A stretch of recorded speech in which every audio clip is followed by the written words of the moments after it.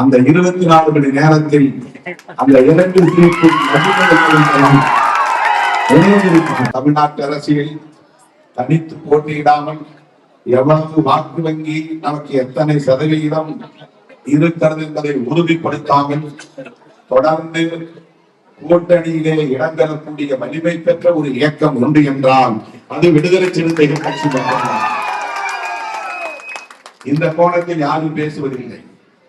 எந்த தேர்தலிலும் நாம் தனித்து போட்டியிட்டு எங்களுக்கு இத்தனை சதவீதம் வாக்கு வங்கி இருக்கிறது, எங்கள் வாக்குகள் உங்களுக்கு தேவைப்படுமானால் எங்களை கூட்டணியில் சேர்த்துக் கொள்ளுங்கள், எங்களுக்கு இத்தனை இடங்கள் கொடுங்கள், இந்த பதவியை கொடுங்கள் என்றெல்லாம் நாம் பேரம் பேசவில்லை.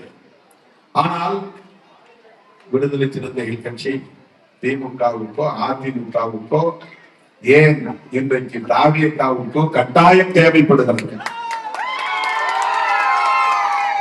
அந்த 24 மணி நேரத்தில் அந்த 2 தீர்ப்பும்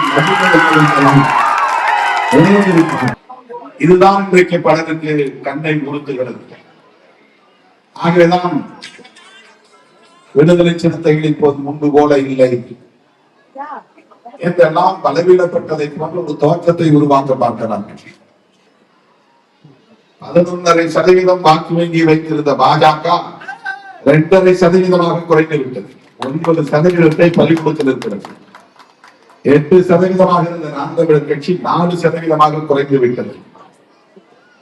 66 இடங்களில் வெற்றி பெற்ற அதிமுக 47 இடங்களுக்கு போய்விட்டது.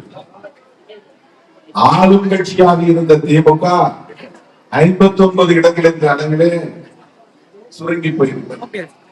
இதையெல்லாம் விமர்சிக்காதவர்கள் விடுதலை சிறுத்தைகள் போட்டியிட்ட 8 இடங்களில் 2 இடங்களில் வெற்றி பெற்றும் கூட ஏதோ விசிகா பலவீனமாகிவிட்டது என்று சமூக ஊடகங்களில் நமக்கு எதிரான அவதூறுகளை கட்டமைக்கிறார்கள். ஏனென்றால் திருமாவளவனை விடுதலை சிறுத்தைகளை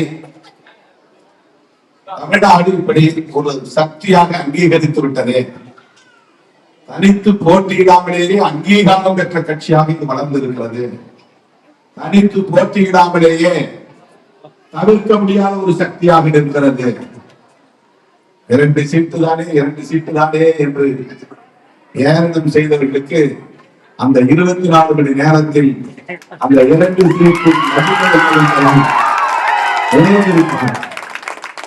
அது எவ்வளவு பெரிய வலிமை வாய்ந்தது என்பதை உணர்ந்திருப்பார்கள்.